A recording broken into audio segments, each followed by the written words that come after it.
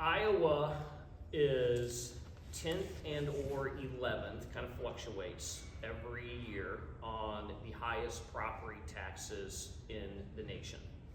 And inside that 10th and 11th, there's a lot of other details as well too. Iowa, for commercial and industrial, is typically somewhere floats between the 4th and 6th highest in the United States for property taxes.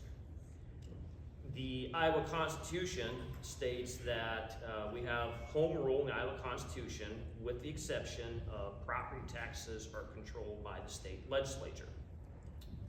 So the last 4 decades of the current system has resulted in us being the 10th or 11th highest in the country and 4th and 6th highest commercial industrial.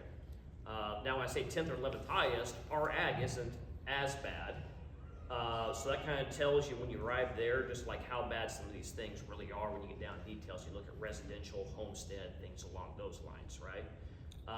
And I think most of the public opinion, whether you look at the Gazette or the Register or something along those lines, and even our own internal things when we look through our campaigns, property taxes is probably one of the most top issues. I'd say one of the most. It is probably the top issue for the last few years for Iowans.